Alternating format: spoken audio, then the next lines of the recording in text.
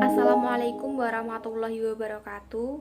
Di sini kami akan memaparkan terkait hasil dari mini riset kelompok kami yang berjudul Strategi Pengembangan pada Komoditas Kelapa Sawit di Indonesia.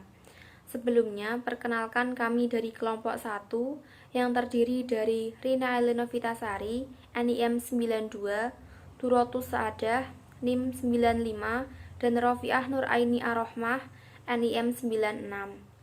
Yang pertama yaitu latar belakang. Pada pelaksanaannya, Indonesia memiliki peluang yang sangat baik dalam pengembangan kelapa sawit. Hal tersebut dapat dilihat dari berbagai aspek, baik dari segi sumber daya manusia atau SDM maupun dari segi teknologinya. Sektor perkebunan pada kelapa sawit memegang peran yang penting dalam perekonomian nasional, di mana dalam hal ini kelapa sawit dapat membantu meningkatkan kesejahteraan masyarakat, sehingga dapat meminimalisir bahkan mengurangi angka kemiskinan.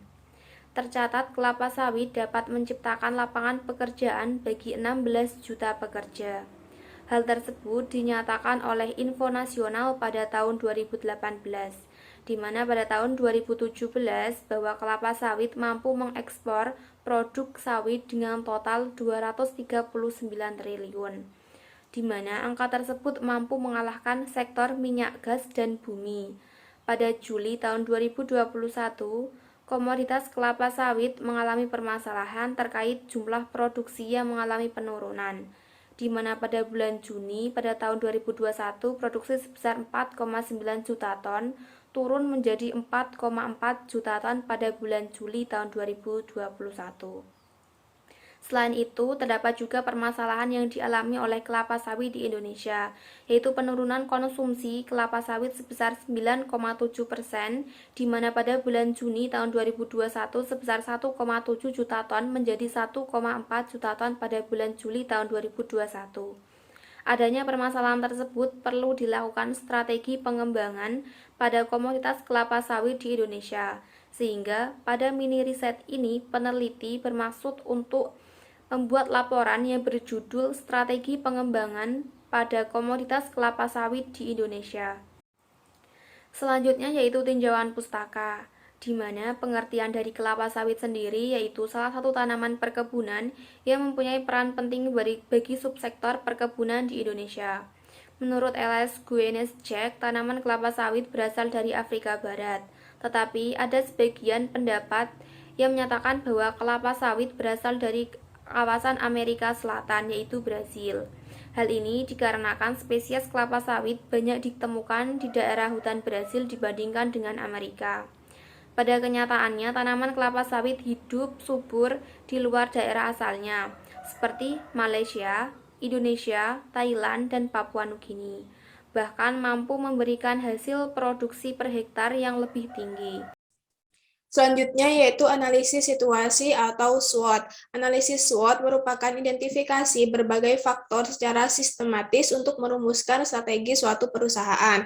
Analisis ini didasarkan pada logika yang dapat memaksimalkan kekuatan atau strength dan peluang opportunities, namun secara bersamaan dapat meminimalkan kelemahan atau weakness dan ancaman atau threats. Analisis situasi merupakan analisis terhadap faktor-faktor strategis perusahaan atau organisasi, meliputi kekuatan, kelemahan, peluang, dan ancaman dalam kondisi yang ada. Proses pengambilan keputusan strategis selalu berkaitan dengan pengembangan misi, tujuan, strategi, dan kebijakan perusahaan. Model yang paling populer untuk analisis situasi yaitu analisis SWOT. Analisis SWOT merupakan akronim dari strength atau kekuatan, weakness, kelemahan, opportunity atau peluang, dan threat, ancaman. Analisis SWOT merupakan alat identifikasi berbagai faktor secara sistematis untuk merumuskan suatu strategi organisasi usaha. Perumusan strategi SWOT dihasilkan 4 alternatif strategi, yaitu strategi SO atau Strength Opportunity, kemudian strategi WO atau Weakness Opportunity, strategi ST, Strength Threats, dan WT atau Weakness Threats. Kemudian yang selanjutnya ada BCG atau Boston Consulting Group. Analisis matriks BCG dipergunakan untuk mengetahui posisi suatu perusahaan terhadap pesaingnya. Menurut Armstrong and Brody tahun 1994 menyatakan the BCG matrix measures market attractiveness by market growth rate and it assesses the firm's ability to compete by its relative market share. The BCG matrix assumes a causal relationship between market share and profitability. Kategori BCG sendiri menurut David tahun 2006 yang di kuadran 1 merupakan question mark. Question mark ini memiliki posisi pangsa pasar relatif rendah, tetapi mereka bersaing dalam industri yang bertumbuh pesat. Kemudian di kuadran 2 ada star, mewakili peluang jangka panjang terbaik untuk pertumbuhan dan profitabilitas bagi organisasi. Kemudian di kuadran 3 ada cash cow, adalah divisi yang berpotensi di kuadran 3, memiliki pangsa pasar yang relatif tinggi bersaing, tetapi bersaing dalam industri yang pertumbuhannya lambat.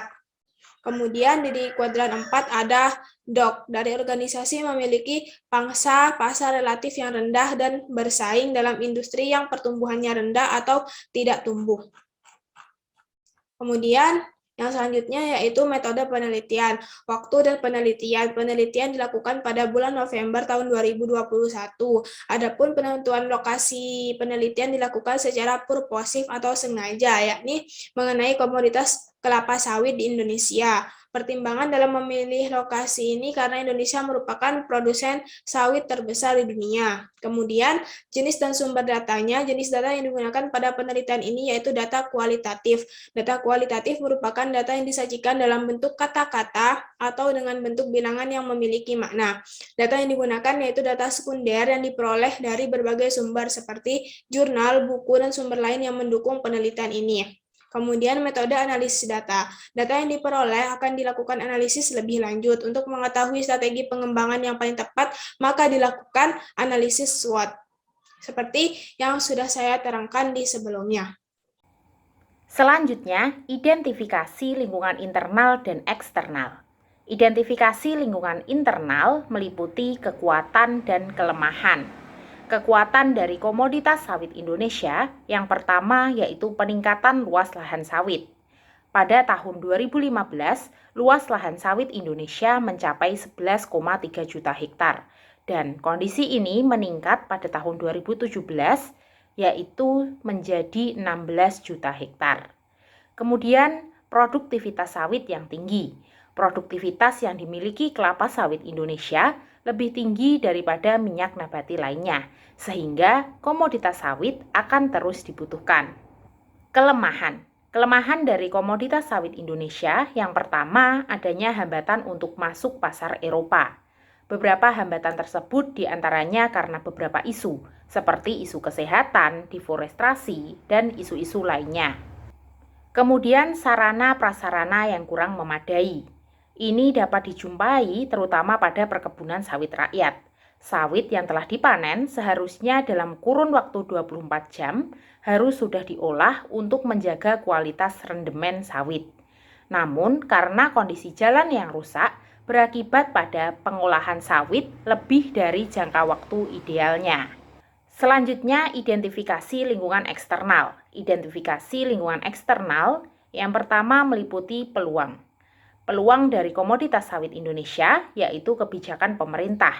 Indonesia memiliki mekanisme otomatis sehingga ketika harga acuan CPO pemerintah jatuh di bawah $750 Amerika Serikat per metrik ton, maka pajak ekspor dipotong menjadi 0%. Ini terjadi di antara Oktober 2014 dan Mei 2016 saat harga acuan CPO sawit jatuh di bawah $750 Amerika Serikat per metrik tonnya. Kemudian potensi industri CPO yang masih besar.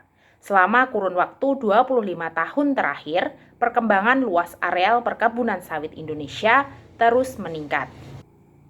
Baik dari sisi perkebunan rakyat, perkebunan negara, hingga perkebunan swasta terus mengalami peningkatan. Ancaman komoditas sawit Indonesia.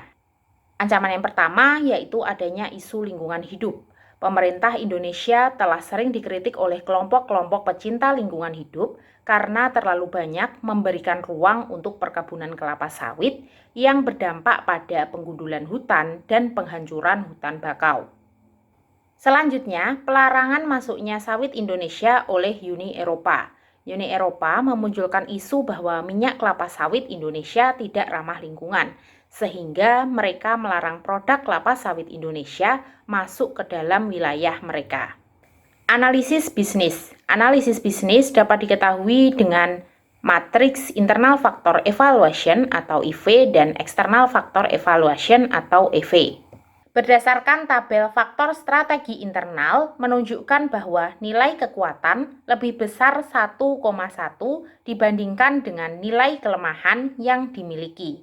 Ini artinya kekuatan yang dimiliki oleh kelapa sawit Indonesia lebih besar daripada kelemahan yang dimiliki. Kemudian, dari tabel faktor strategi eksternal menunjukkan bahwa nilai peluang lebih besar 0,03 dibandingkan nilai ancamannya. Ini menunjukkan bahwa peluang yang dimiliki oleh komoditas sawit Indonesia lebih besar dibandingkan dengan ancaman yang dimiliki. Selanjutnya, analisis formulasi strategi. Analisis formulasi strategi yang pertama menggunakan matriks SWOT. 4 strategi dari matriks SWOT diantaranya strategi SO, strategi WO, strategi ST, dan strategi WT. Pada strategi SO, dirumuskan strategi yang pertama yaitu memperluas daerah budidaya sawit dan yang kedua memperluas pemasaran. Strategi WO dapat dilakukan dengan mengadakan kerjasama dengan pemerintah. Pada strategi ST, dirumuskan beberapa strategi diantaranya melakukan penanaman kembali, bekerja sama dengan negara non-Uni Eropa, dan memberantas isu dengan melaporkannya pada PBB. Yang terakhir, strategi WT. Pada strategi ini dirumuskan beberapa strategi diantaranya dengan bekerja sama dengan negara non-Uni Eropa dan memperbaiki sarana dan prasarana komoditas sawit Indonesia. Selanjutnya, matriks grand strategi. Berdasarkan analisis IV dan EV yang telah dilakukan, didapatkan bahwa komoditas kelapa sawit Indonesia berada pada kuadran 1 dengan nilai 1,1 dan 0,3. Kuadran 1 ini berarti komoditas kelapa sawit Indonesia telah mampu mengambil keuntungan dari peluang-peluang eksternal yang ada. Sehingga komoditas sawit ini akan dapat bersaing menggunakan strategi agresif. Perusahaan yang berada pada kuadran 1 dalam matriks grand strategi berada pada posisi yang sangat bagus.